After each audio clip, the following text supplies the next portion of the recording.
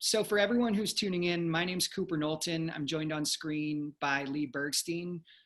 We are partners at Bergstein, Flynn & Knowlton. We have a small practice where we specialize in real estate and small business law. We're going to start off, as I just mentioned, with the senator, who we're so appreciative that you could take a couple minutes to chat with us during this crazy time and share a little insight about this rent crisis and specifically about S8125, which I know you're a co-sponsor of. But for those of you who don't know, I'm sure most people do, Alessandra Biaggi is a New York State Senator. Her district includes parts of Westchester and the Bronx.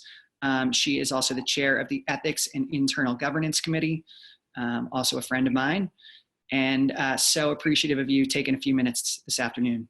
Thank you so much, Cooper, and thank you, Lee. And also, I am a fellow lawyer, so I have been solidarity in the pain of that struggle too. So I feel it, I get it. I'm really I know some of you were already on, and what you heard me say was, it's so nice to see you, to Cooper, because it really is in these moments.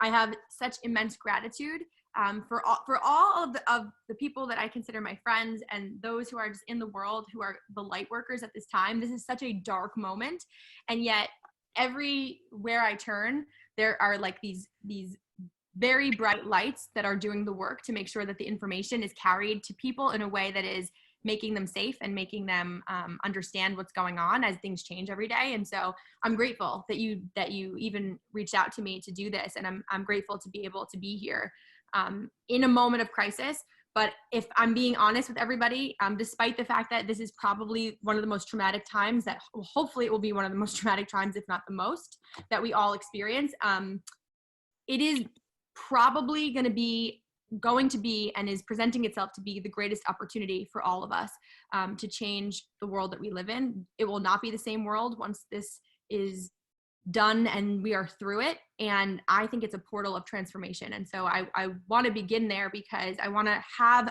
a sense of optimism despite how dark this feels. Part of my district includes Rikers Island and Hart Island. If you don't know what Hart Island is considered Potter's Field, where they're basically right now, and we're trying to figure this out, burying people without families knowing. And so there's a lot of dark things happening. But again, it's shining lights in places that we needed them to shine lights on. And this is the perfect segue into why I'm even here to talk to all of you. So as a top level situation of where we are as a state, and for those of you who don't subscribe to my newsletter, or my daily or nightly newsletter rather, and you want to, please just let us know in the chat. Maya will make sure that you have that we have your email, and we'll add you on. There is so much information, and so my number one goal at all times is to make sure that the information is accurate, that the information that I'm sharing with the people I represent and beyond is clear and concise, and that it's come from a reputable source. And so when we're looking at the three branches of government, federal, state, and local, at the federal level, I trust absolutely nothing that I hear from them. There's maybe one person, Dr. Fauci, who has proven to be consistently reputable.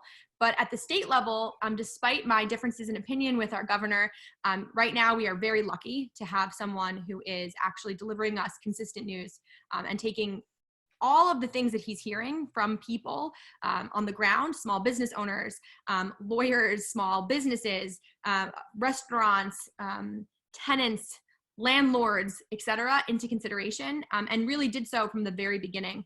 And so the economic impact, I think, that this crisis is having on New York is very pervasive, and it's going to last beyond this moment. We don't know how long, but there is a task force in place right now with 3 of the governor's former secretaries to the governor. A secretary to the governor is the 3rd most powerful person in the state.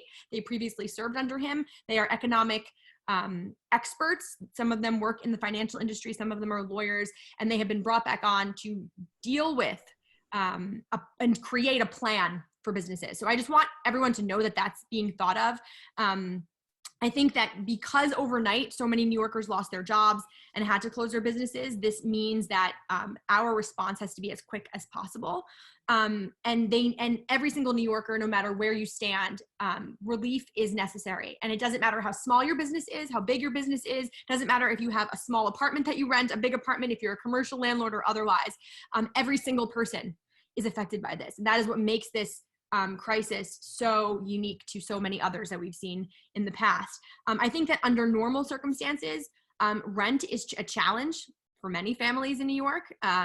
We know how many people pay a majority of their salary towards rent. And so more than, I represent the Bronx, as Cooper mentioned, and parts of Westchester County. It couldn't be a more indicative scale of the haves and the have-nots. It is really remarkable. I have the South Bronx and I have Westchester County and Pelham, where people here are fundraising because they want to make sure that people on the front lines have food, whereas in the South Bronx, people are dying in numbers that are devastating. And so it's really just highlighting again where those cracks in our system are. So in the Bronx, more than half of the residents are rent burdened, meaning that they spent more than 30% of their monthly income on rent. And you probably already know that that's a statistic that you hear often. And so for many families who are in that situation, it's pushed them over the edge, which is why this piece of legislation was, for me at least, one of the most important things I could put my name towards. So from a very high level, like, why did I even care about this piece of legislation? How did it come together? What's going on? Deciding to become a co-sponsor was very easy for me because of where I represent. A majority of the people I represent are renters. And I'm not just talking about renters as tenants, I'm residential. I'm talking also about commercial. A lot of the Bronx is made up of small businesses. And so is Westchester County, by the way. So suspending rent for tenants and small businesses who have lost their income due to COVID-19 is one of the most, I believe, efficient and effective ways that we can provide relief. It is, when you look at what the federal government is trying to do and you overlay it with what New York is trying to do, the federal government and New York State collectively have taken many important steps to provide relief for families. They are sending direct assistance. They're increasing the amount of unemployment.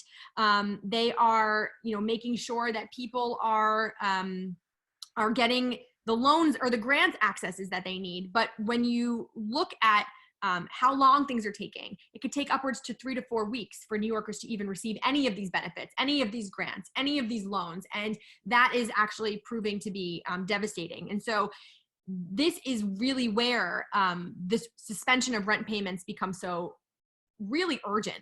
If it wasn't urgent before, it's especially urgent now. It immediately, in suspending these rent payments, it immediately removes one significant financial burden for those who have lost income due to COVID-19. Governor Cuomo, in an executive order, began this idea because he heard from so many of us.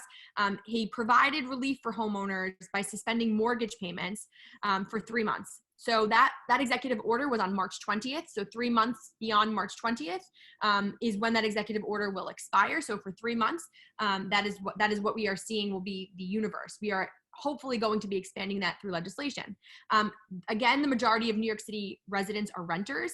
And so it really is only fair to extend the rent relief through S8125A. And it's in an A print. The reason that you'll see a letter after a bill number, and you might already know this, is because it has an amendment made to it. If it's in a B print, that means other amendments were made. If it's in a C print, and so on and so forth. So that's why the A was added on to this specific bill, because amendments were made, because feedback was given about the bill, and then things were changed. It would literally, it would make sure that renters do not have to be burdened with rent payments. And so what I've been hearing from constituents about this specific bill and their ability to pay rent, number one, every single day, hundreds, and that number is accurate, it's not a hyperbolic number, hundreds of people have shared that, and things we already know, which is that they can't pay their rent, that they are afraid of being evicted, that they are afraid that after that 3-month period, they're not going to know where to turn. Small businesses have, of course, closed the doors, and they don't know what to do or where to turn, because a lot of the programs, again, that are being offered are first come, first serve, which in my opinion is really just egregious.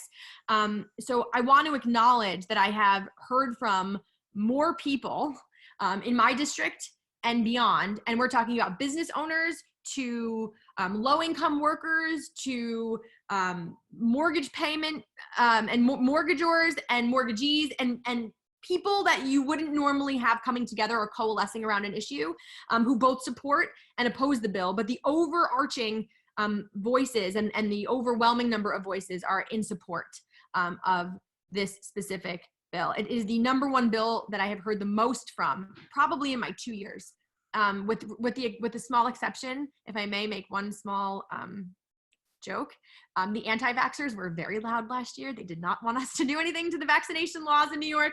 That is a different situation. We probably heard from tens of thousands of people, but they had more time. In this short period of time, we have never heard from more people who support this bill. And I think the common thread amongst the emails and the calls that we get is that people are just looking to government in this time of crisis. And in the places where government can't meet those needs, of course, what we are seeing also is a lot of private donors and donations coming in, but that's not what we're here to talk about today.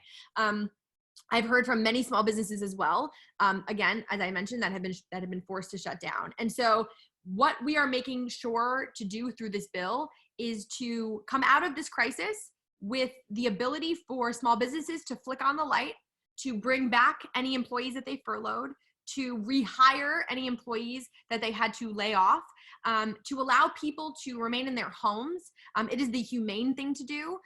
If we were to say that people had to be evicted or people were to be evicted because they didn't pay their rent right now, not only would we see a crisis in a surge in homelessness, but what we would see is an increase in the number of infections for COVID-19, because the more people that we are putting in shelters, which we all know are places where you can't have social distancing be as effective as possible. Similar to what jails are experiencing. There's so many people in such a small space and there isn't private areas for people to exist. This would be a total devastation to the progress that we're making when we're talking about flattening the curve. It's very clear that, you know, even though we right now are not in Albany, and you're seeing me right now in my bedroom, we're not in Albany, but we voted on a resolution 2 Sundays ago to be able to vote remotely. It's the first time the legislature has ever been able to do this. And that, to me, is the way that we continue the people's work. So we are going to continue to do that work. We are going to continue to push for these bills. What is, in my opinion, going to happen, if I had a hunch as to what's going to happen, there will be a COVID-19 package of bills. Rent will definitely be part of it. What it looks like on the other side of the conversations and the input is unclear. I'm going to fight as hard as I possibly can for this specific bill to pass. But rent was due on April 1st. Rent will be due again on May 1st. This is something that is so urgent to the moment. And that is making people panic, actually. And so it's really the least I think that we can do. When we talk about let's talk a little bit about the critics of the bill too, and like some of the things that they have brought to our attention. Landlords and owners who are shouldering too much of the burden. How can we be responsive to that? What can we actually do? We have to acknowledge, right, at a very fundamental level, again, that this is an issue that's affecting everybody. So simply because you are a renter does not mean that the pain that you're suffering or the losses you're suffering in revenue is not the same or is not felt the same way that a landlord or an owner would feel. So this is a huge problem for everybody. Not every landlord is large. We know that. Not every landlord is a wealthy company as well. And so this rent relief will specifically help those individuals. We've heard from landlords who have derived their entire income in a year from the 2 units that they rent. And so now they're wondering, well, what do we do? And so this bill does provide relief to landlords by allowing them to receive partial forgiveness on mortgage payments. And that, I think, is a very fair road to go down. In my district, as I mentioned, there are a lot of small landlords, but there are also a lot of 2 or 3 unit buildings. And so if someone rents out a floor or a home, to just even have it be an addendum to their income so that they can pay their own mortgage, we want to make sure that those individuals can still be able to do so and not have to, again, be defaulting on their mortgages either. But there are also big buildings and large buildings and big businesses in my district as well. And so my intention is also to protect and provide protection for them, because we know that even though, if you add up all the small landlords and small businesses, and you put them all together, their power is collectively as strong as the large companies and large businesses and large landlords. The large landlords, when they fall or default, will have a negative effect on our economy that could be felt perhaps even more terribly than the others. And so I say all of this because I want everyone who's listening to know that there is a really unfortunate dialogue that goes on with the reputation of being progressive, or the reputation of, if you're for landlords, you're not for, if you're for renters, you're not for landlords. That is absolutely not the case. That is not the language that I perpetuate or the dialogue I perpetuate. This is aimed to be a conversation and hopefully a set of bills that will protect everyone that is affected by this in terms of the real estate industry. The current status of the bill, as I mentioned, so it's pending. It was amended one time. We are in what's called a quote unquote recess, although I would just tell you right now, I think that every legislator would probably agree that we've never worked as hard as we have by being home, because of the sheer volume of issues that we're dealing with. But effectively on our legislative calendar, we're not in session. We go back into session, although we will be remote next week.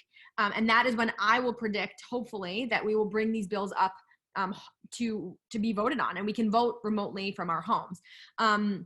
The governor has, unfortunately, if I'm being honest with everybody here, expressed reservations about providing rent relief, even though he did provide this moratorium. He's repeatedly said over and over again in his news conferences and on Twitter and social media that, of course, tenants cannot be evicted right now. But eviction relief, again, is not enough. And we have to be really clear about what we mean by his moratorium. It doesn't mean that we're canceling rent. It means that at the end of the moratorium, those 3 months that you missed have to be tagged on to that time. And so it's just not enough. It's just not enough. It's not, a lot of people will not be able to do it. A lot of people do not have the savings. They were living paycheck to paycheck. It will be practically impossible to do that. In terms of like legislators that are looking at alternatives to this cancel rent bill, there are several pieces of legislation and proposals that are circulating. One is from Senator Hoylman. Another one is from Senator Gianaris. The second bill from Senator Gianaris, which I also co-sponsor, would provide relief to both tenants who have lost income and to landlords whose tenants cannot pay. So that's why I say there's a whole host of COVID-19 package of bills, because each bill is dealing with a specific issue within this umbrella of issues.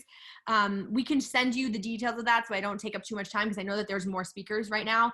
Senator Hoylman, I'm just going to close out on this. Senator Hoylman is also introducing a bill. It doesn't have a number yet, which is called the New York Tenant Safe Harbor Act. I hope I got that right. And it would prevent landlords from evicting tenants for non-payment of rent during the declared state of emergency for 6 months. So the governor's executive order is 3 months. What Hoylman's bill would do is extend it for 6 months. So it would be not ending in June. It would be July, August, September. September is when that moratorium would be over. It would just codify and extend the governor's executive order. If I can just tie this with a bow and leave with some advice for people who are currently unable to pay rent. If you don't think you're going to be able to pay rent for the month, I recommend being very proactive, talking to your landlord.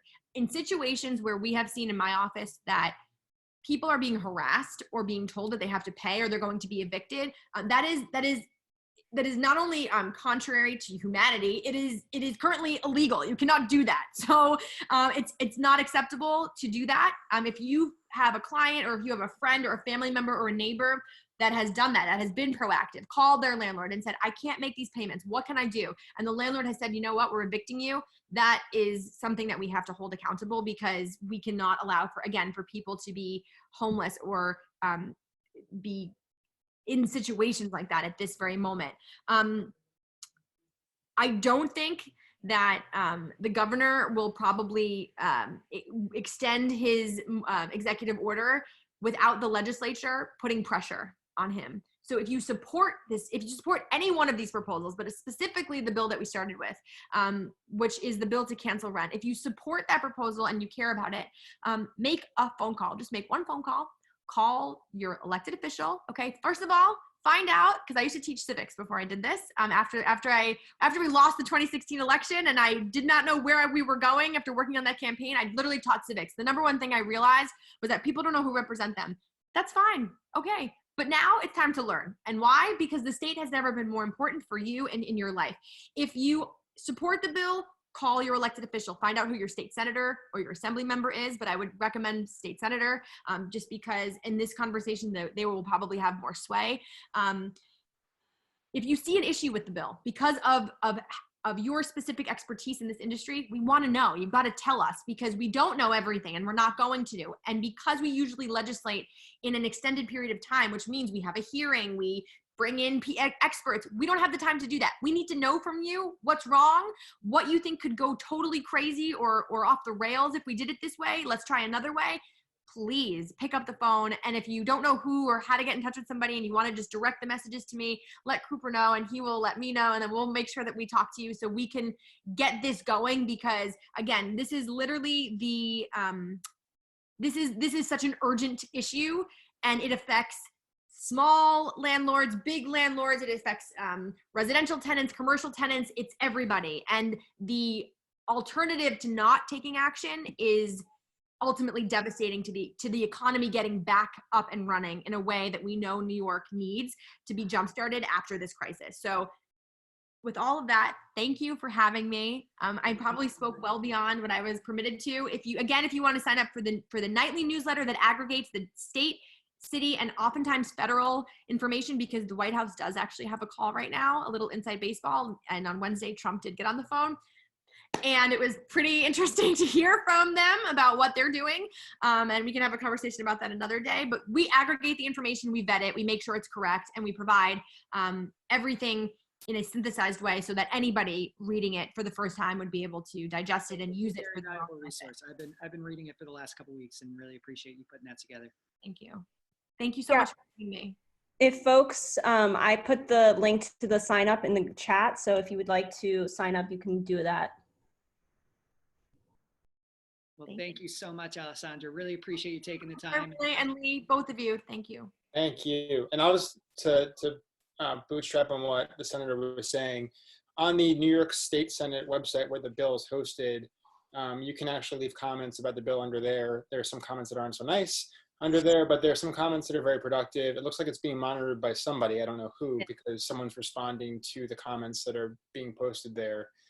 So if you want to have a robust discussion about it, you can certainly go on there and leave your thoughts there as well. Thank you so much. Be well. Stay safe. You as well. Thank you. Thanks.